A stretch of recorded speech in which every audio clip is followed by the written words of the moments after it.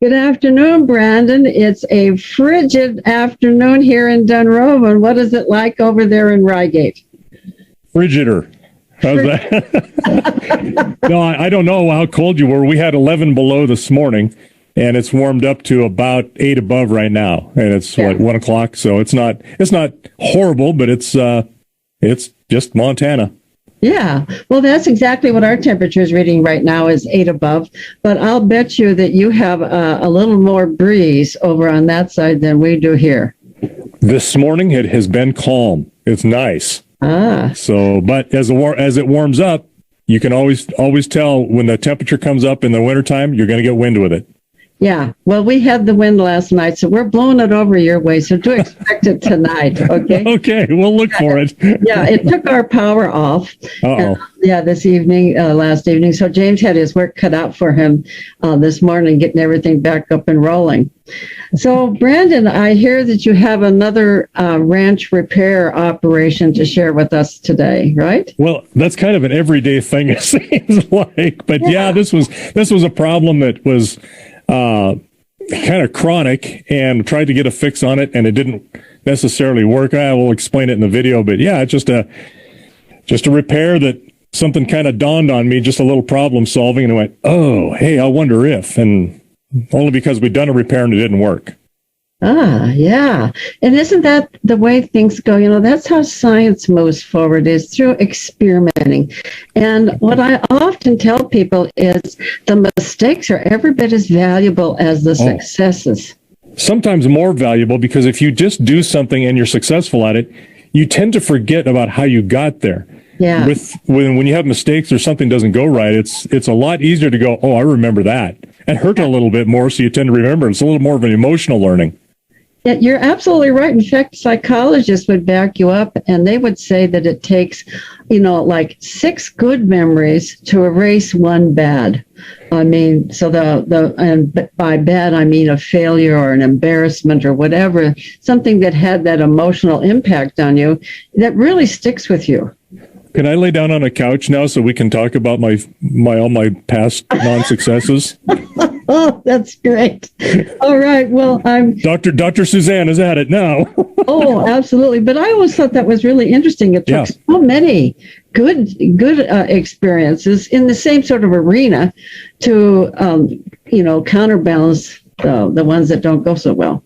Well, and you've been into some of my clinics, and we talk about that very thing about emotional learning and repetitive learning. So it works with animals. It works with us. It's the same. Yeah. Well, I'm going to ask James to let the video roll then, so I can learn exactly what you did and where you started. So, okay, James, let it roll.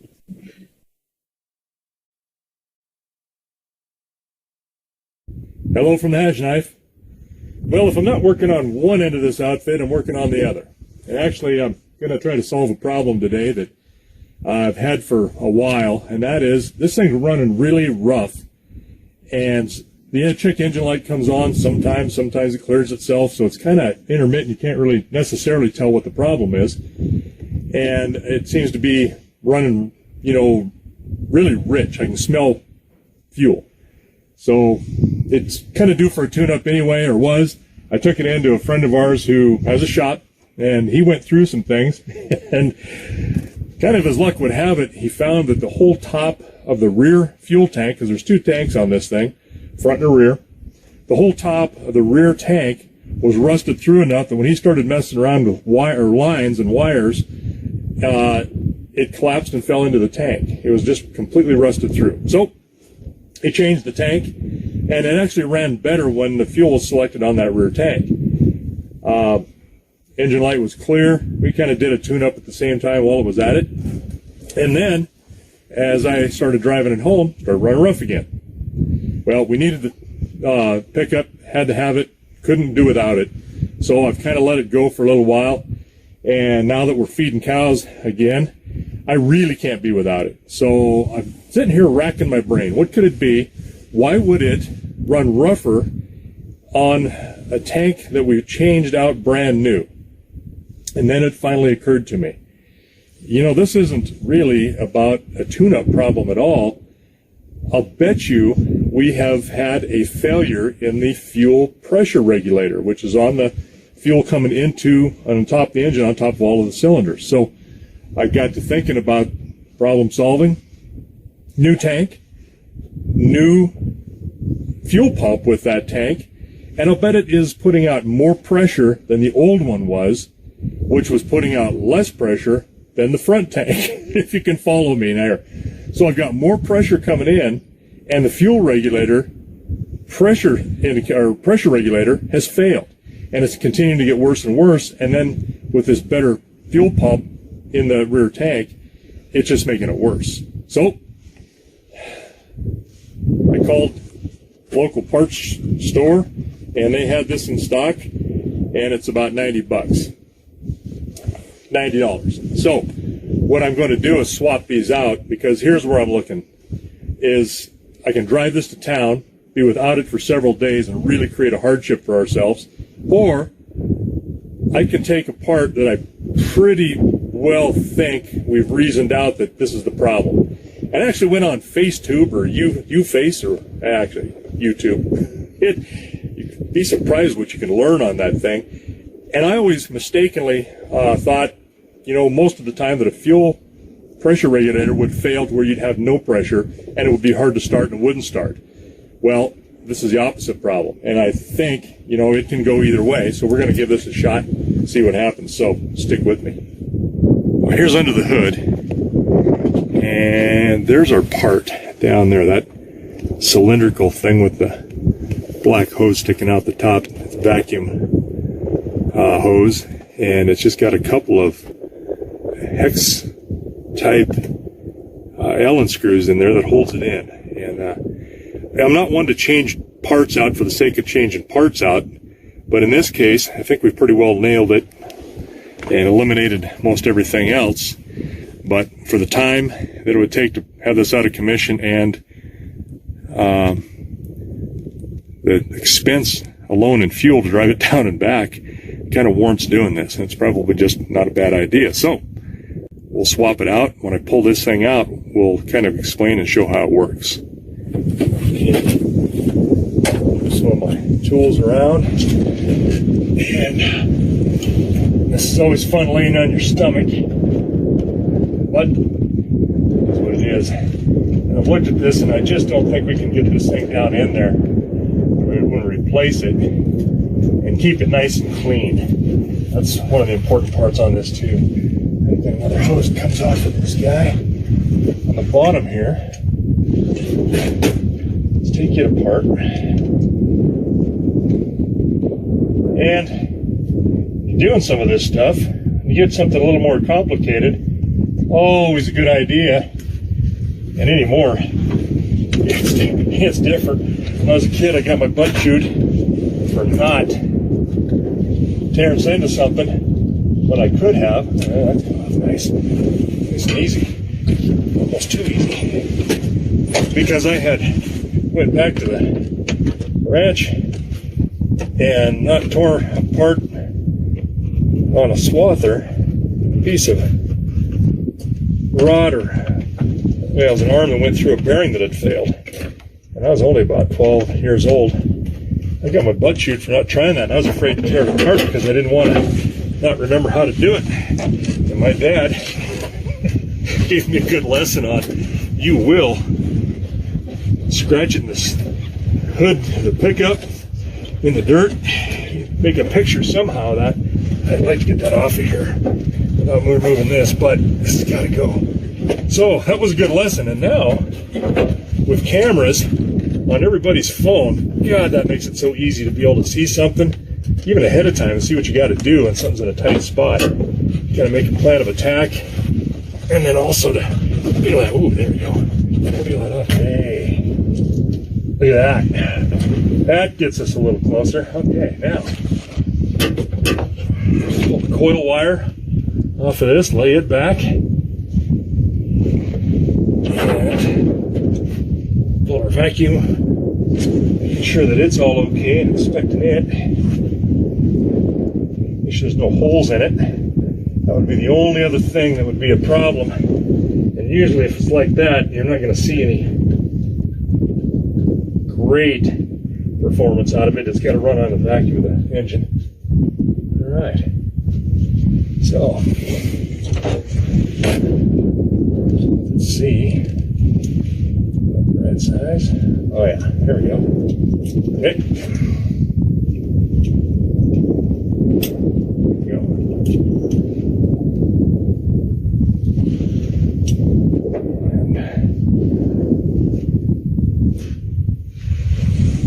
There's one. Set that right there so it doesn't go anywhere.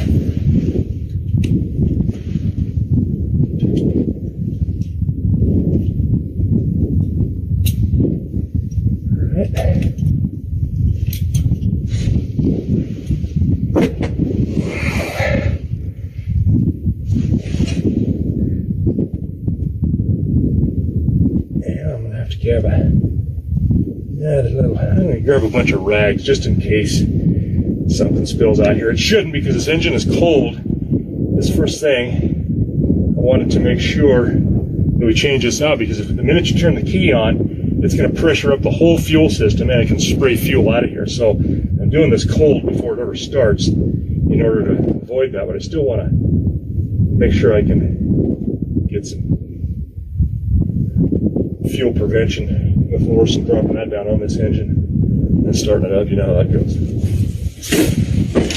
Okay.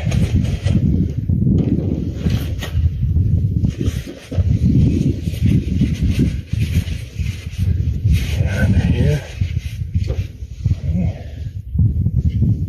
Screw out. Let's see. Gently move this up. There we go. Boy, that's easy. That's pretty clean.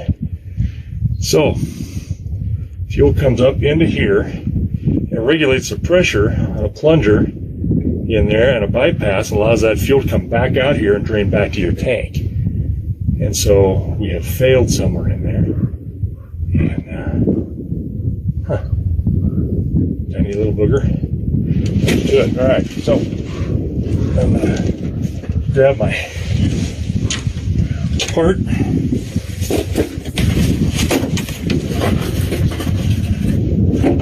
Alright. This has got a little bit of lubricant on those O-rings. So that'll be good to push in here. Set that down in. Even. Alright, it's kind of seated. Well, that's just too darn easy. Liking that. Liking that. Okay. Start a couple of screws here. Back in. Then by hand, that's pretty easy. One started. Hardly any fuel come out of that at all. So that being depression really helped a bunch. Okay. My other screw. And down in. Alright, it started. Alright. Now, shorten the coat. There we go.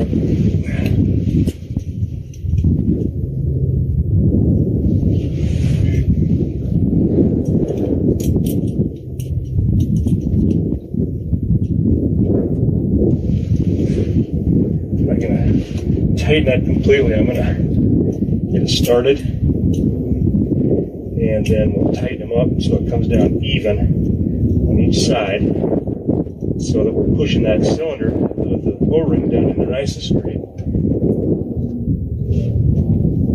And then I'll go ahead and snug. Boy, this is just too easy. All right, play that. You can see that. Very nice and shiny. Yeah, it's kind of hard to see with this. There we go.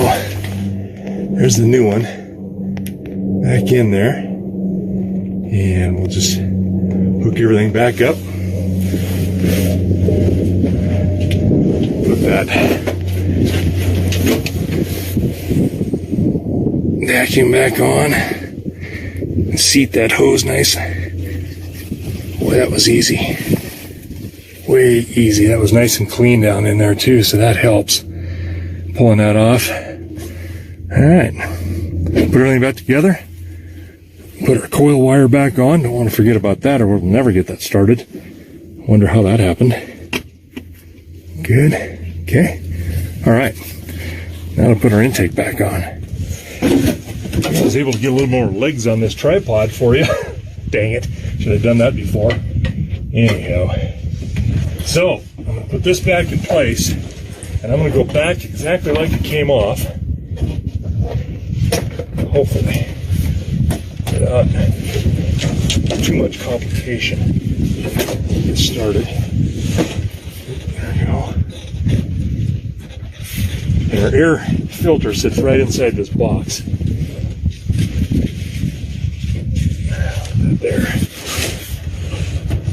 Any dust accumulation should, there we go, take care of that upstream but not downstream. So we kind of want to make sure we're nice and clean. Appears that we are.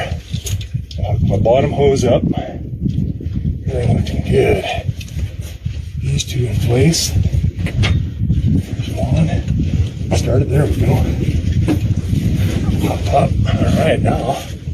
Man, this is nice. About as easy as I could hope for.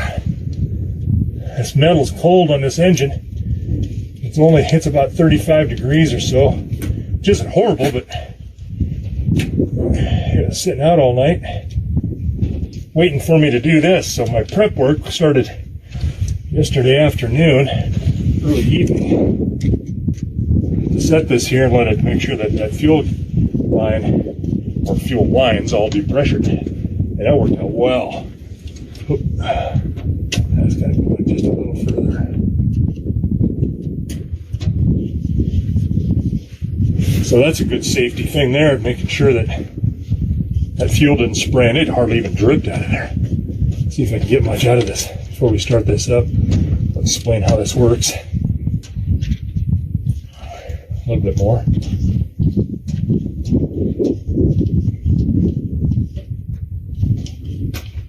Okay. I need to go super tight there. Good there. That one's good. Double check. That one's good. And then these guys.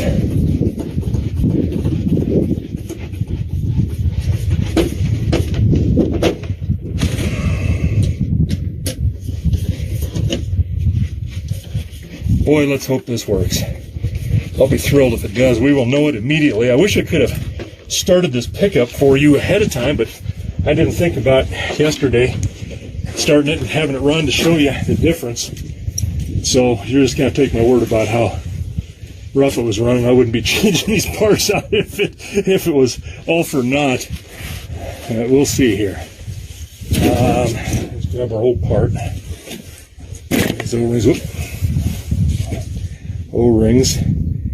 So the vacuum, as you rev your engine up, it pulls a higher vacuum, which lifts up this little plunger in here and allows only so much in it, regulates that pressure that's set with this little ingenious idea. I'm just going to stick it back in the old box. Yeah, there's some fuel in there. Not much, I'll be darned. I thought that would run out of there a little better. Anyway, okay. Let's pull the tools out of the way. And we'll go over and start this.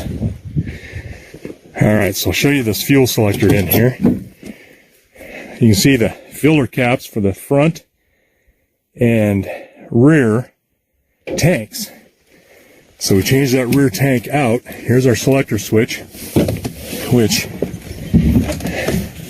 is good to be able to determine which is fuel tank we're on, and if they don't fail, both of them. And we'll see if this thing starts. Whoa! Boy, that already runs nicer. Goes to an idle. Let's swap tanks. Now it should go really, just almost quit. Cross your fingers. It's reading the fuel tank. A little low on that end, that's alright. Boy, that hasn't at all changed idle speed.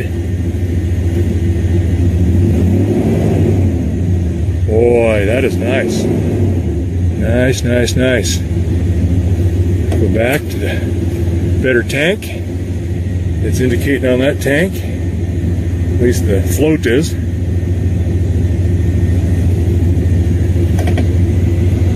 I am liking this. No change. I think we have solved the problem. Oh, that'll be nice, because this thing was sucking fuel as well. You can imagine it's burning fuel out the tailpipe and some carbon, so I'm going to have to run this up the road a little bit just to make sure I get it up to speed and kind of clear off some of these spark plugs in the cylinders with some of the carbon buildup with that fuel that's sprayed too heavily in there. All right, this is good. All in all, I think we have ourselves a success story. Thanks for coming along.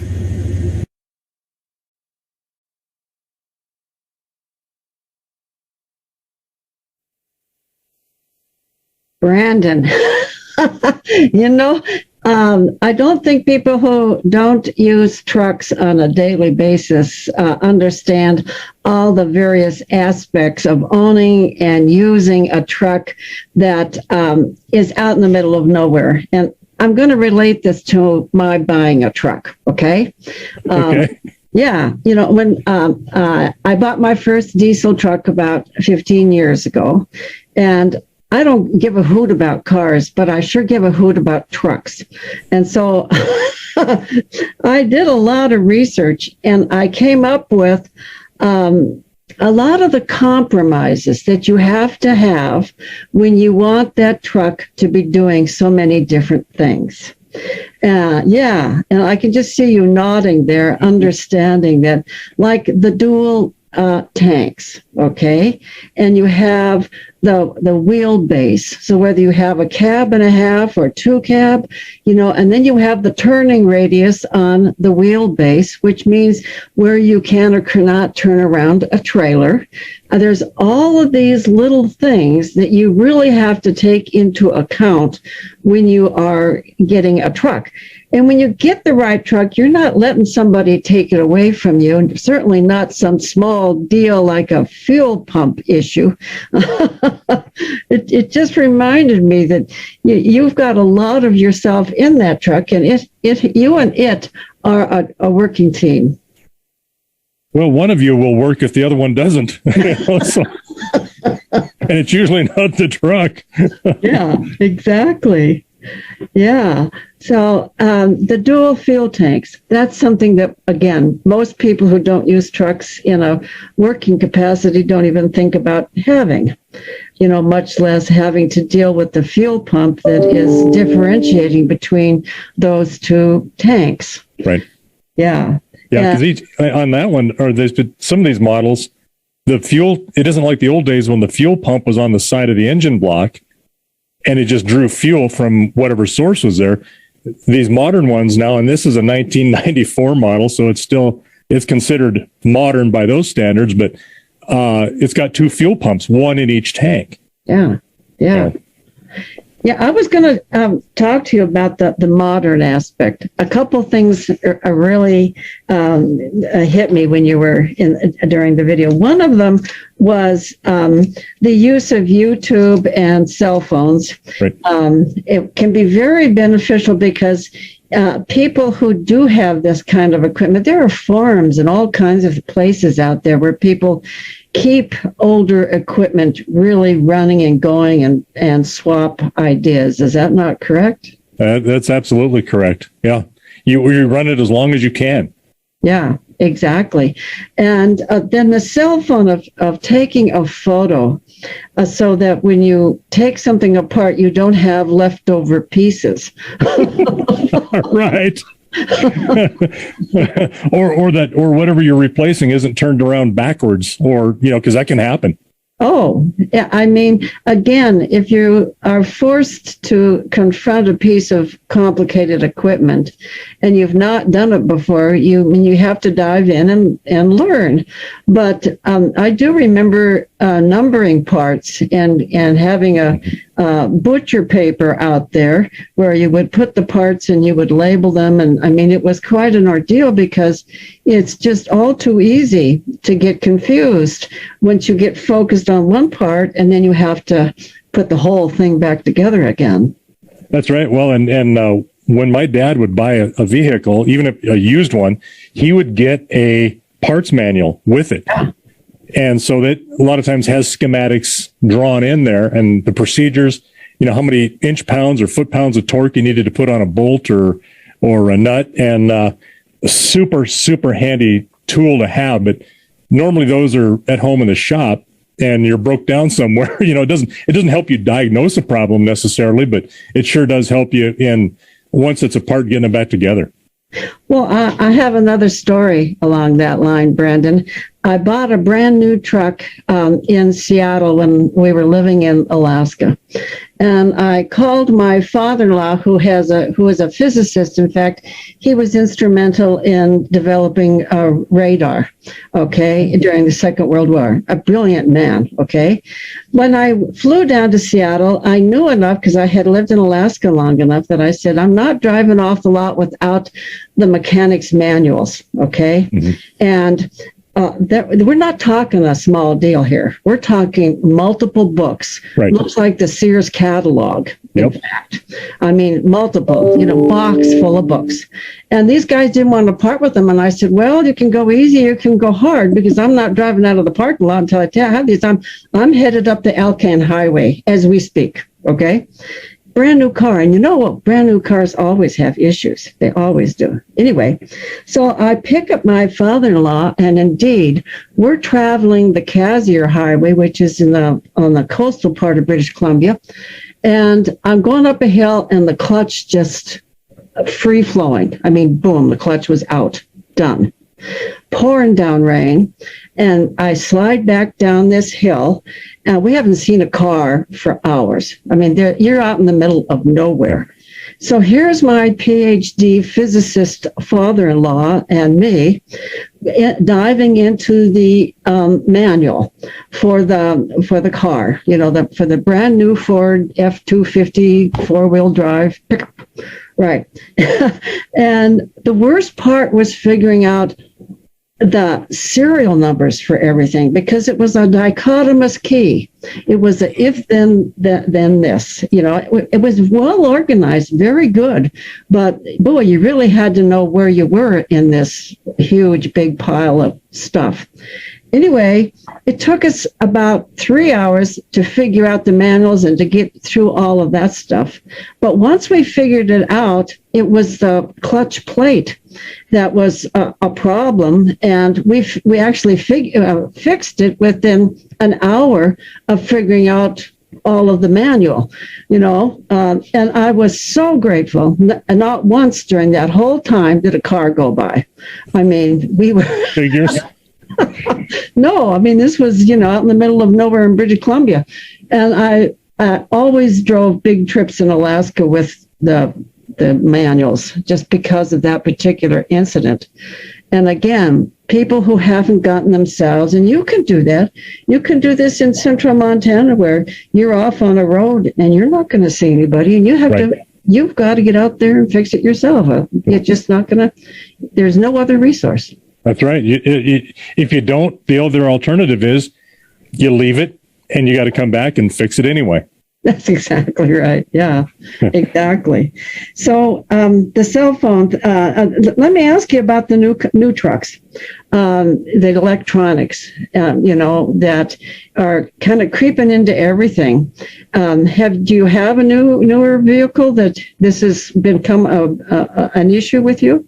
Yeah, there's been... I've got a couple of, I got a car.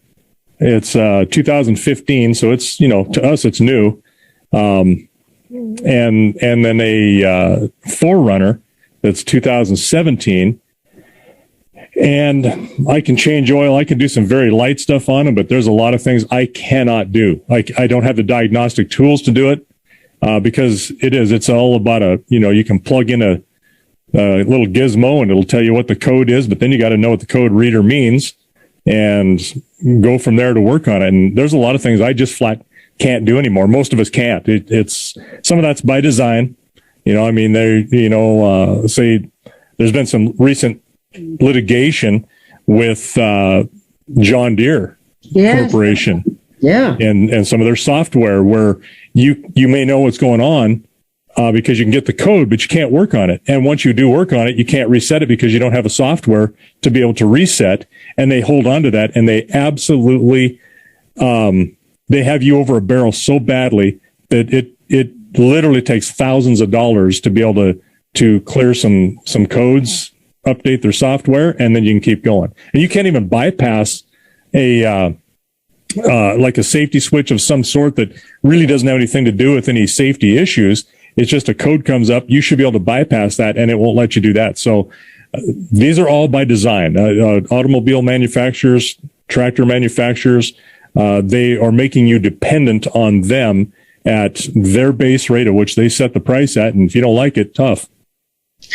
I've been wondering about this whole, integration of electronics and all of these kinds of things, because if you think it's bad, I mean, first of all, most things are meant for an urban environment where you have these things accessible. That's right. The first thing. And so when you get into a place like Alaska or eastern Montana, where these things just aren't accessible, I mean, you've really created a whole different level of problem for the people trying to utilize that.